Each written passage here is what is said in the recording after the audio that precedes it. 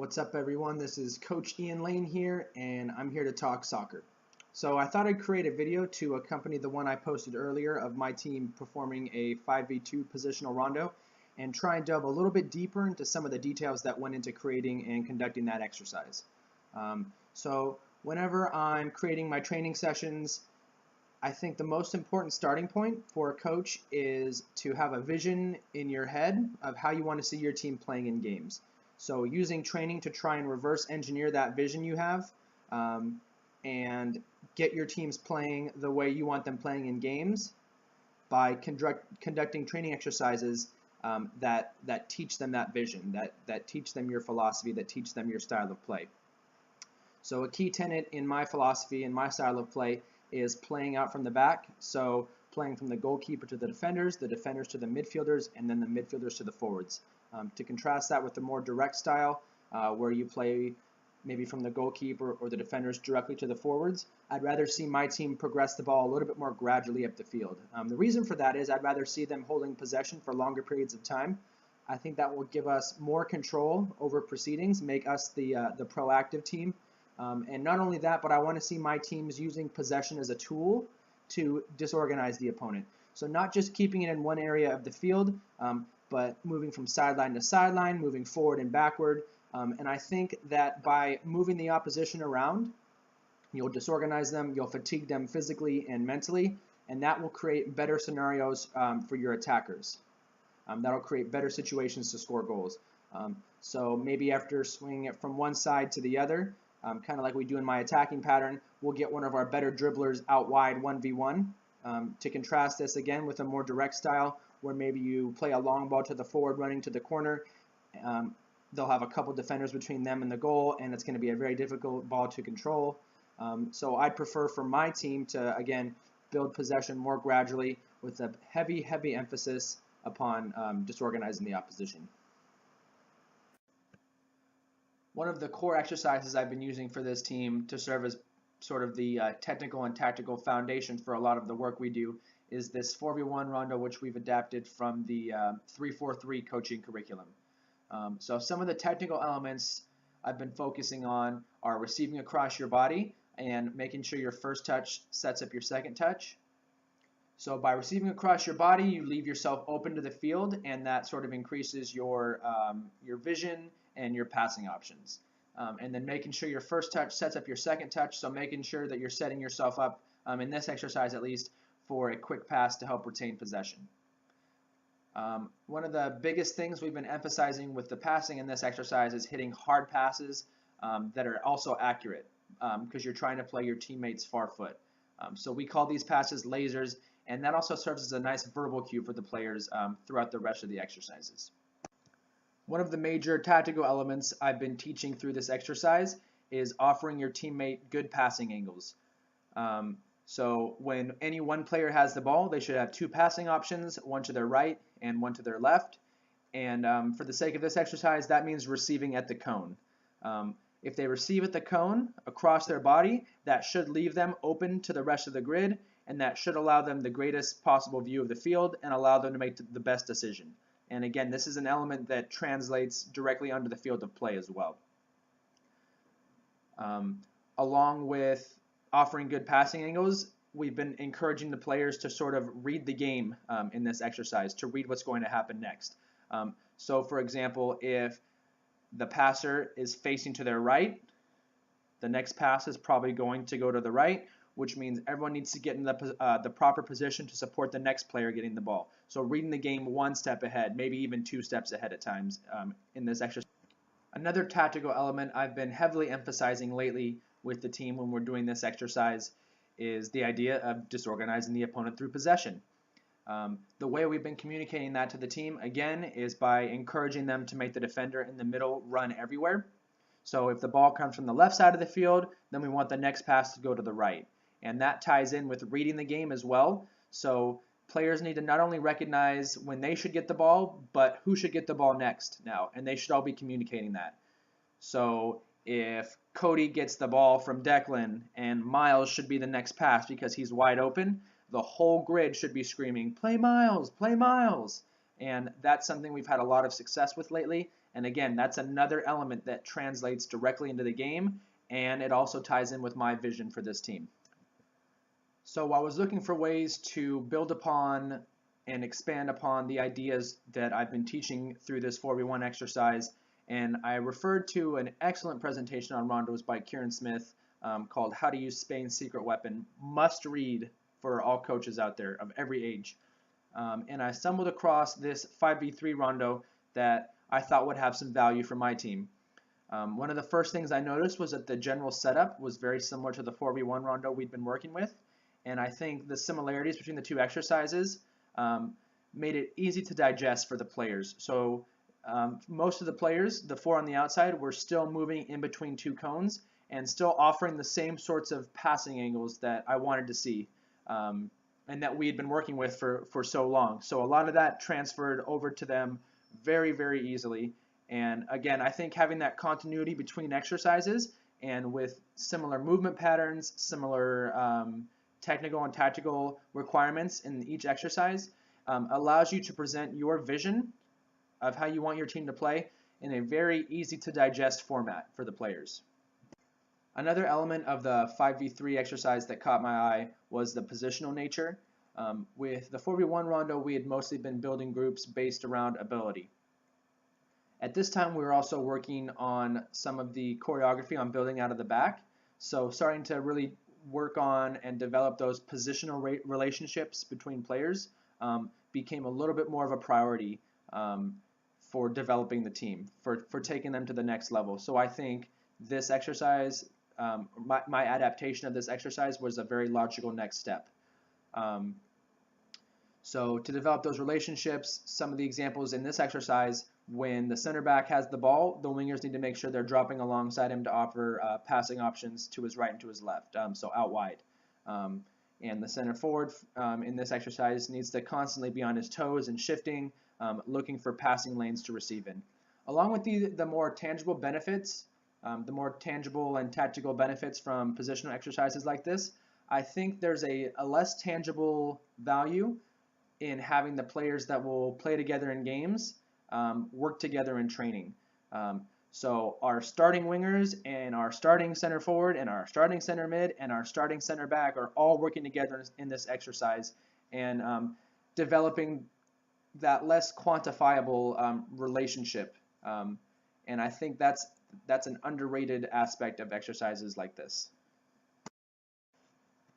So some of the tweaks I made to this exercise to really make it my own, first of all, adjusted some of the positioning. Since we play 8v8, the player at the top of the grid is a forward, not an attacking mid. And playing with only 2 defenders in the middle, I think, made it a little bit more appropriate for the age and skill level of our team. Also, after they had worked on it in training for a week or 2, and had started to execute to a decent level and grasp some of the concepts we wanted them to grasp, we added transitions. So before, if the team on the outside lost the ball, the defenders in the middle would just sort of give it back to them and play would restart. So by adding in transitions, it made it a little bit more game-like. And again, I was able to introduce elements I want to see happening in games in training. So when the team on the outside loses the ball, we want the whole team to shrink. We don't necessarily want everyone pressuring the ball, so the instructions I've given them right now are just having 2 players in the middle pressure the ball. But since the whole team shrinks, if the ball moves over to their side, so if the ball's on the left, for example, the right winger would shrink but wouldn't challenge for the ball. But if the ball comes back across to him, then it would make sense for him to step in and try and win the ball back as well. This sort of keeps players disciplined so they all don't just swarm for the ball, which is most definitely not what I want to see in games. And then as soon as the team wins the ball back, as soon as the blue team wins the ball back, they should have 3 passing options right there in front of them. They can find the easiest option there, which again fits in with my vision for the team. As soon as we win the ball back, I want to see them playing a simple pass and allowing the next guy to find another pass that allows the whole team to expand and help us retain possession. So once we've connected those couple passes, the play resumes as normal. That should give the team time to expand. And then this also adds in the transitions for the defenders in the middle as well. So before they would kind of run around like maniacs and slide tackle and try and just get a foot on the ball. which again, that's not what I want to see in games. I want to see my team try and win the ball and try and keep it after they win it. So some of the details I really try and focus on in this exercise. The first one, again, disorganizing the opponent through possession. And the way we've been communicating that to the players at this age is making the defenders run everywhere. So going from the left wing to the right wing to the center forward through the center mid back to the center defender. So trying to use the entire space and trying to recognize where the defenders are, and as a result, where the ball should go next. So again, that's sort of that element of reading the game as well. And we heavily encourage the players to communicate to each other on where the next pass should go. Another key tenet of my philosophy that we've been working on through this exercise is what to do in transition. So as soon as the team loses the ball in games, I want to see the whole team shrinking, and I want to see immediate pressure on the ball. And in this exercise, that's what's starting to happen now, and it's starting to look like I want it to look in games. So we have 2 players pressuring the ball immediately with the rest of the team shrinking, ready to defend in case the ball comes into their zone. As far as attacking transitions, and this is something that's been a little bit more of a struggle for the players to grasp. As soon as we win the ball back, I want to see them playing a simple pass to the closest player, and then that should give the team time to start expanding. And then once the team's sort of expanded and once they're all sort of spread out and the spacing is a lot more conducive to possession, we can start moving the ball and then start trying to attack. So at first, what would happen a lot, it's 2v2, one player wins the ball and kind of tries to dribble away and then play a pass. So really focusing on making sure that that transition is immediate. Win the ball, pass. Not win the ball, touch, pass, not more than 2 or 3 touches to get rid of the ball. That's been another big detail I've really focused on in this exercise. As far as some of the more positional elements, the biggest one we've been working on probably is with the center mid. And the advice we've been giving them is to connect players. And that's sort of a simplified version of making sure that they're not on the same vertical line as another player, in this case especially the defenders, the center backs. So rather than standing right in front of them and asking for the ball to your feet, standing at an angle and receiving across your body, and that way they can maybe receive the ball on the half turn and dribble forward and find the forwards. Maybe they'll receive across their body and help us change the point of attack. So that's been a big focus for us. And then of course with the 2 defenders in the middle, they're receiving with a little bit more pressure on them. So it kind of gets them used to that. And also they have to take into account their surroundings. Is the defender on my right side or left side? Should I be getting on the ball? Should I be telling someone else to get on the ball? So really putting them under the type of scenario they would be in a game. With the wingers, they have a couple things we've been focusing on. The first one is making sure that they're always receiving across their body, especially from the center back. If the right winger receives with his left foot, he'll be facing back towards the defender, and that'll make it that much more difficult to play forward. He'll need an extra touch. His field of vision won't be able to see what's in front of him, so he won't be able to turn as quickly or as effectively. They won't necessarily know where their next pass is. So really hammering that into them, receiving across their body, so they can play forward. And then also with this formation we're playing, a 2-3-2, their role is kind of more box to box, so kind of a cross between outside backs and wingers in a 4-3-3. And so it's sort of getting them into the habit of dropping in to create a passing angle with their center backs. And then once we progress play forward, making sure they're up with the center mid and with the forwards supporting play there as well. And again, it's not just the physical act of doing that, but it's building those relationships. So if Nico receives the ball from Connor and then he looks forward, then he sees Aiden in front of him, just like he would in a game. And then for the forwards, one thing we're starting to work on them and sort of drill into their heads is shifting with the rest of the team and trying to find a good passing lane to receive the ball to their feet. So up to this point, a lot of our play in the final third, especially from the forwards, has been just them trying to smash their way through and dribble by everybody or run by everybody. And so this is sort of getting them to recognize that they're expected to participate in the collective play of the team as well. They're not just going to stand around up top and score goals. So they kind of get used to shifting side to side, receiving the ball to their feet, and then contributing to disorganizing the opponent. So if they get it from the right winger, they probably shouldn't play it right back to the right winger. We don't want to keep the ball in that same small space. So trying to one-touch it maybe to the center mid, or even getting it all the way out to the left winger on the other side. Whenever I'm using a new exercise in training, I always try and think of different ways to use it or reuse it to get different messages across and focus on different details, but still keep the same basic structure to the exercise. So for this particular 5v2, right away I saw a couple different uses defensively. So if I put both of our forwards in the middle, we could work on pressing as a duo. Again, we're playing in a 2-3-2 formation, so that's pretty critical to our defensive play in pressuring the ball high up the field. So encouraging the forwards and teaching them how to keep the ball on one side of the field so they don't have to run everywhere, so they don't become disorganized. Another one is to maybe replace both the defenders with center backs and work on pressure cover. So one player pressuring the ball and the other player making sure that the attackers on the outside are unable to find the feet of the forward.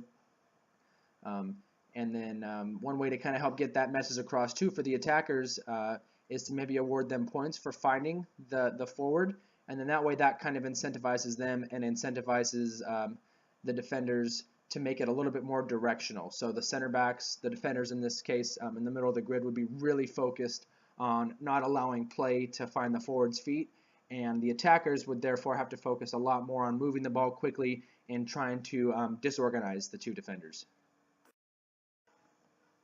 As far as more uses for the attackers, right now I don't have the defenders. The defenders aren't allowed to play it through all the way to the forward.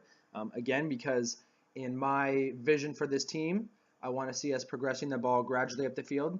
So I don't want to play directly from the defender to the forward in this exercise.